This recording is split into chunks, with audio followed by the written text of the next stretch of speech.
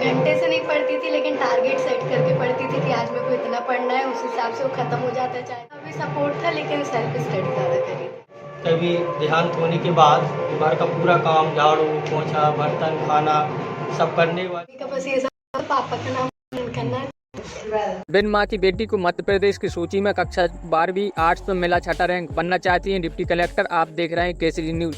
मध्य प्रदेश माध्यमिक शिक्षा मंडल MP BSE ने साल 2024 के मैट्रिक यानी 12वीं का रिजल्ट बुधवार 24 अप्रैल को जारी कर दिया है।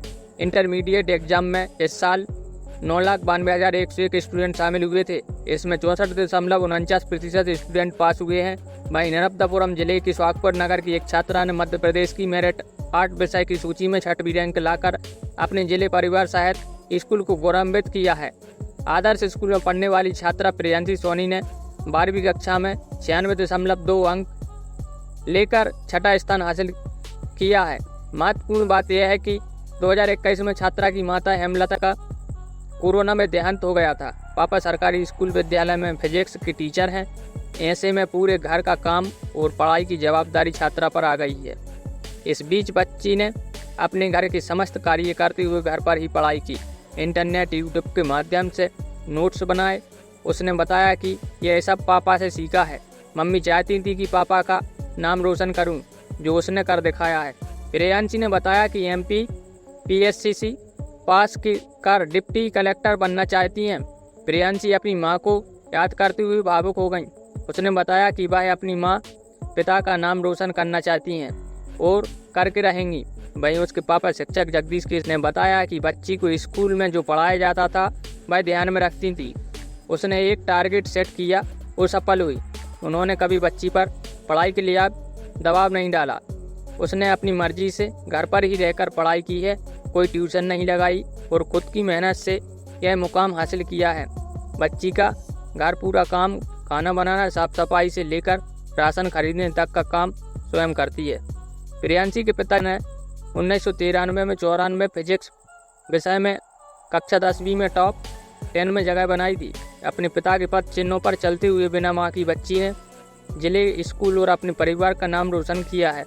छात्रा के घर पर पापा और एक भाई हैं जो साथ रहते हैं। वहीं मां और बेटी दोनों की जिम्मेदारी का निर्वहन कर रही हैं। पिता ने बेटी की सफलता पर बेटी की आरती उतारकर आशीर्वाद दिया है। बेटा क्या नाम है? प्रियांशी दसेरा, किस स्कूल में पढ़ते हैं आप? आदर्श पब्लिक स्कूल से। आज कैसा लग रहा है? आप आर्ट्स विषय में आपको 6वां नंबर मिला है मेरिट में। बहुत अच्छा लग रहा है। पढ़ाई कैसी हो रही थी आपकी? पढ़ाई मैंने सेल्फ स्टडी ज़्यादा करी है। हाँ। कितने घंटे आप पढ़ती थी, पूरा बताओ आप। मैं घंटे से नहीं पढ़ती थी, लेकिन टारगेट सेट करके पढ़ती थी कि आज मेरे को इतना पढ़ना है, उस हिसाब से वो ख़त्म हो जाता है। चाहे 2 घंटे लगे, चाहे 7-8 घंटे लगे। जैसे आप घर का काम भी करते होंगे, आप बच्ची हैं, क्या क्या करती घर में? घर का पूरी काम करती थी। पूरा करते थे? हाँ, खाना वगैरह बनाना सब, और भाई हेल्प करवाता था सबसे ज़्यादा। हाँ। तो उसके बाद भी आप पढ़ने में टाइम निकाल लेते थे? हाँ। तो आपने जो स्कूल में पढ़ाया जाता था वो पढ़ा था कि अलग से पापा पढ़ाते थे, या अलग से आप स्वयं पढ़ती थी? स्कूल का भी सपोर्ट था, लेकिन सेल्फ स्टडी ज़्यादा करी थी। स्वयं मतलब पढ़ती थी? हाँ। सबसे ज़्यादा मैंने प्रेफरेंस NCERT को दी थी, फिर उससे नोट्स बनाए थे और उसी को ज़्यादा पढ़ा था बस।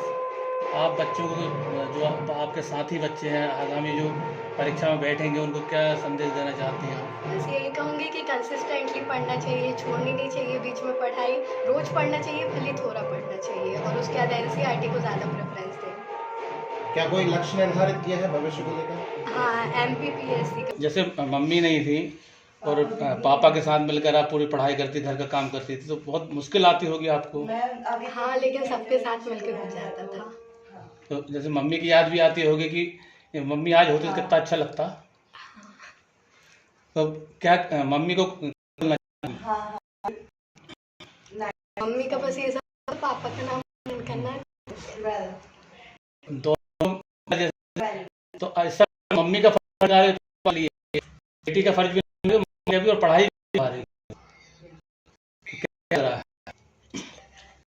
तो भविष्य में आप क्या लक्ष्य कि आप तो आप स्टेप पार किए, अब पापा को क्या गौरवंद क्या बताएंगे? चल क्या MP PSC और डेप्यूटी कलेक्टर।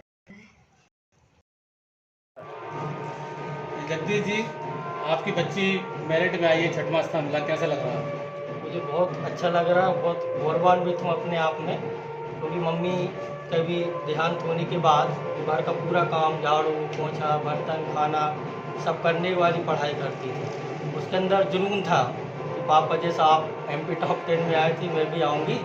मैंने कहा नहीं बेटा, मम्मी नहीं, जैसा है जैसा रहे, आप तो बस अपने हिसाब से पढ़ो।